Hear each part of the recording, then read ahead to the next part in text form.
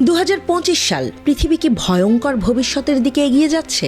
বাবা ভাঙা ও নস্ট্রাডামাসের ভয়ঙ্কর ভবিষ্যৎবাণী। পৃথিবী যখন নতুন এক বছরের দিকে পা বাড়াতে যাচ্ছে, ঠিক তখনই কিছু রহস্যময় ভবিষ্যৎ বক্তার অশনি সংকেত। নতুন বছরে যা ঘটতে যাচ্ছে তার জন্য কি আমরা প্রস্তুত? পৃথিবী জুড়ে প্রতিকূলতা, অস্থিরতা আর সংঘাত এরকম কিছু কি মানবজাতির জন্য অপেক্ষা করছে? বাবা ভাঙা এবং নস্ট্রাডামাস এই দুই কিংবদন্তি ভবিষ্যৎ বক্তার ভবিষ্যৎবাণী ঘিরে নানা ধরনের রহস্য এবং উত্তেজনা তৈরি হয়েছে। তারা যেসব ঘটনাকে ভবিষ্যৎবাণী করেছেন, অনেক সময় তা বাস্তবে ঘটে গেছে, যা মানুষকে আরো উদ্বিগ্ন করে তোলে। তারা কি বলছেন 2025 সম্পর্কে? তাদের ভবিষ্যৎবাণী কি সত্যি হতে যাচ্ছে?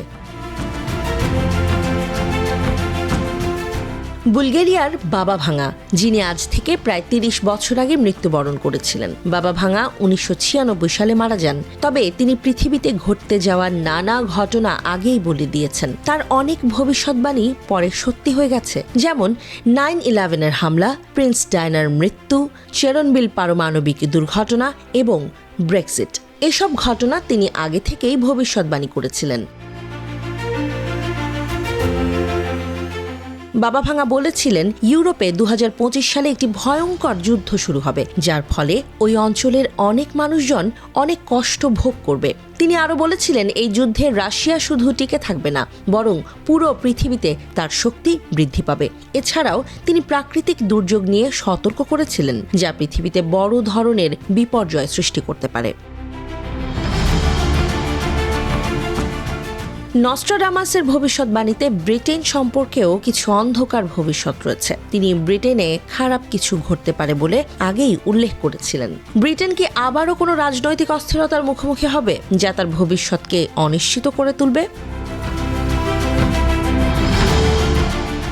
এই দুই ব্যক্তি পৃথিবী নিয়ে অনেক ভবিষ্যৎবাণী করে গেছেন, যার মধ্যে রয়েছে এলিয়েনের সঙ্গে মানুষের যোগাযোগ, ইউরোপে সন্ত্রাসী হামলা এবং রাজা প্রথম চার্লসের মৃত্যুদণ্ড। সবচেয়ে চাঞ্চল্যকর রাশিয়ার প্রেসিডেন্ট ভ্লাদিমির পুতিনকে নিয়ে করা ভবিষ্যৎবাণী। তার সম্পর্কে বাবা ভাঙা এবং নস্ট্রাডামাস উভয়েই আশঙ্কা প্রকাশ করেছেন। তারা বলেছেন পুতিনের বিরুদ্ধে একটি হত্যার চেষ্টা হতে পারে। বাস্তবে যদি এই ঘটনাটি ঘটে, তবে কি রাশিয়া তার পূর্বের শক্তি ধরে রাখতে পারবে?